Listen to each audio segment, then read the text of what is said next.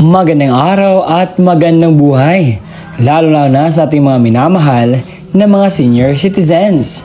Sa araw na ito mga lolo at lola ay meron kayong dapat malaman dahil sa September 6 ay meron po magaganap na payout sa mga barangay. Ito po ay parang pahabol lamang po dahil yung iba po na mga schedule ay na-mention ko na po mula Lunes hanggang sa Biyernes, pero ngayon ay Sabado na meron pa rin pong mga konting mga barangay na mag-payout sa araw po na ito. Kaya naman, akin po itong ihahatid sa inyo na sa gayon ay malaman po ninyo ito.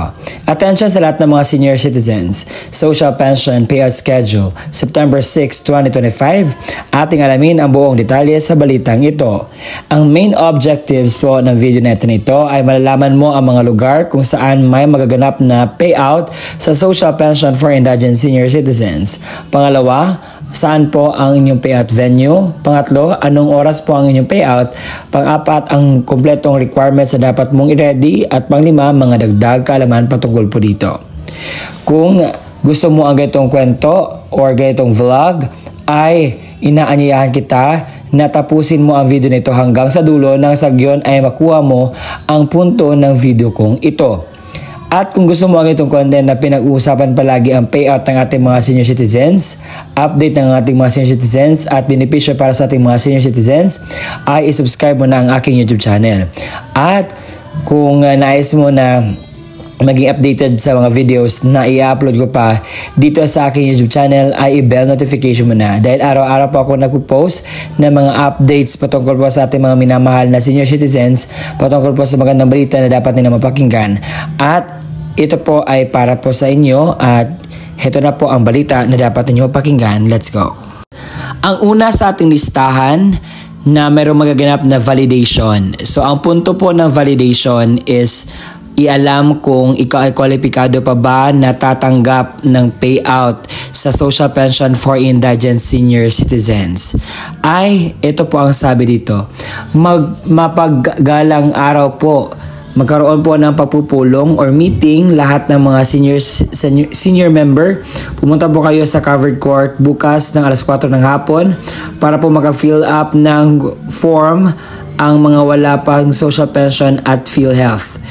Sino-sino po ba ang dapat pupunta? Senior member na walang social pension at PhilHealth sa Sabado, September 6, 2025. Ang oras po kung anong oras kayo pupunta ay alas 4 po ng hapon sa Palmes Covered Court po. Iyon magaganap. Kaya naman puntahan niyo po ito para hindi po huli ang lahat.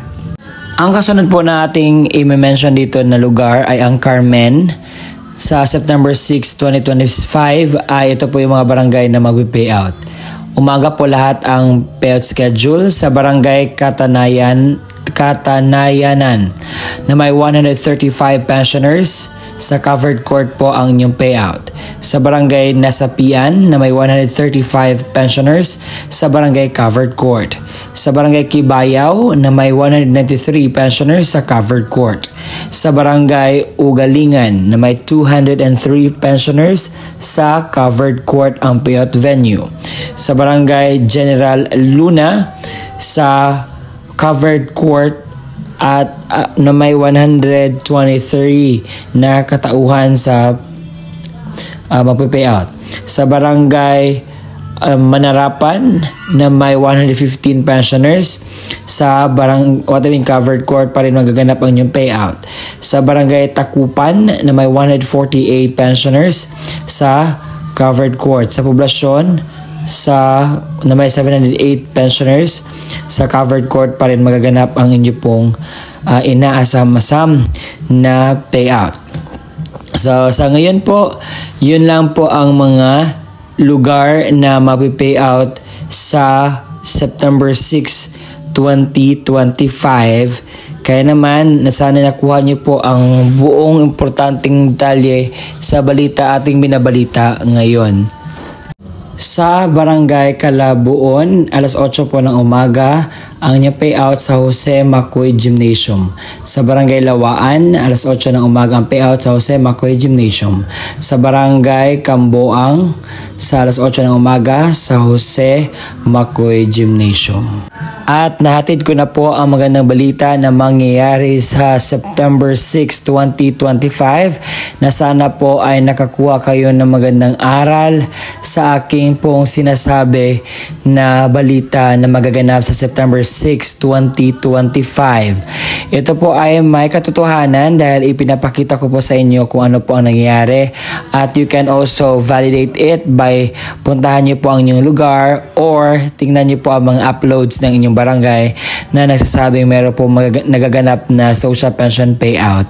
At sir, kung hindi namin nakita, ano yung dapat namin gawin?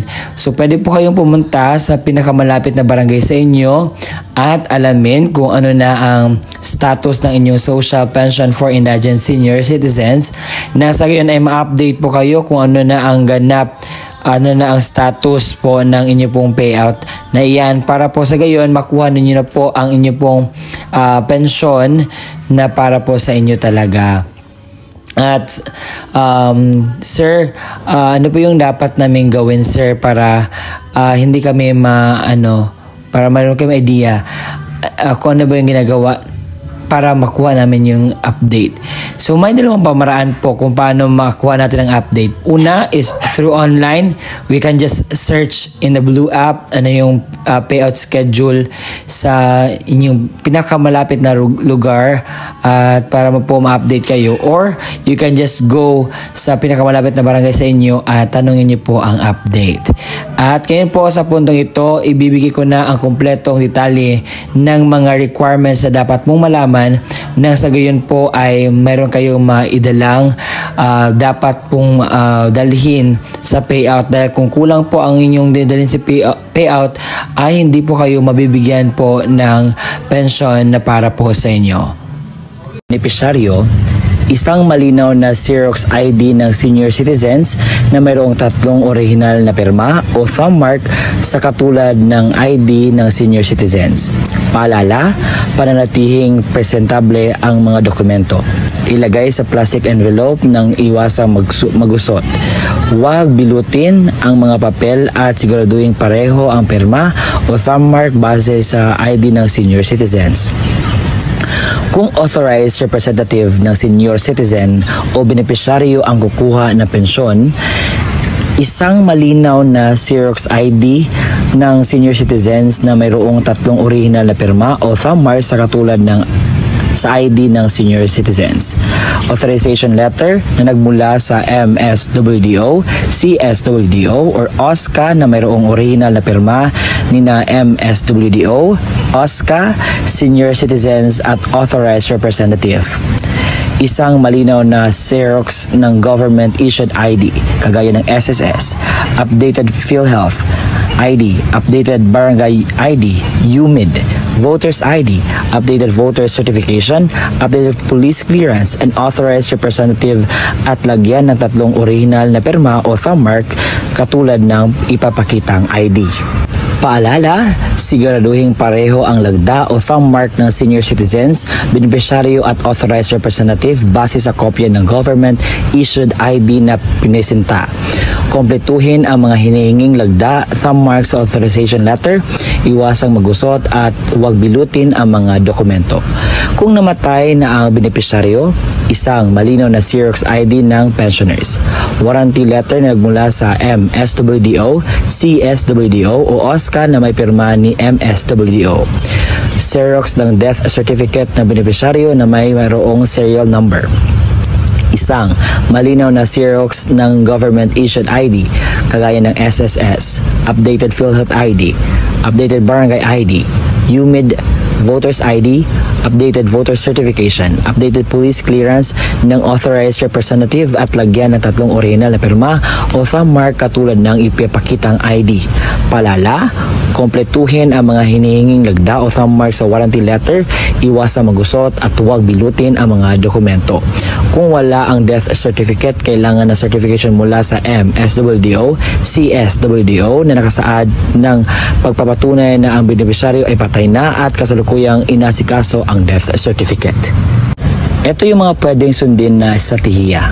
Ang pagbibigay ng pensyon sa mga benepisyaryo ay per barangay o clustering per barangay upang maiwasan ang pagkakaroon ng maraming pagsasama-samang mga tao. Gawing sunod-sunod ang pila hanay ng mga benepisyaryo base sa numero or payroll number na ibinigay upang maiwasan ang pagkakaroon ng pakiusapan, sangat at lalo higit ay mas mapadali ang daloy ng pagbibigay ng pensyon sa mga benepisyaryo. Pagdalahin ang mga benepisyaryo ng kanyang itim ballpen upang maiwasan ang paghihiram. Magtalaga ng isang staff na maaaring tumulong sa paymaster upang mapadali ang pagbibigay ng pensyon sa mga benepisyaryo. Lagyan ng numero ang Xerox copy ng ID upang mas mapadali ang paghahanap sa payroll. Mga paalala: maglaan ng malawak na space para sa pagdadausan ng payout at ng upuan para sa mga benepisyaryo ng programa. Maglagay ng madaming kopya ng certification of same person sa bawat lamesa na upuan ng mga paymaster at siguraduhin may lagda ito ng MSWDO at CSWDO. I-check ang mga lagda o perma sa mga dokumento kung orihinal o kompleto. Dagdag paalala, dahil laganap na po ang monkeypox dito sa ating lugar, sa ating bansa, ito po yung dapat nating gawin at bilang advice ko na rin sa inyo. Una, kinakailangan po magsuot tayo ng face mask. At pangalawa, kinakailangan pong mag-social distancing. Pangatlo, kinakailangan po magdala tayo ng sariling alcohol natin na sa gayon ay manatiling safety po.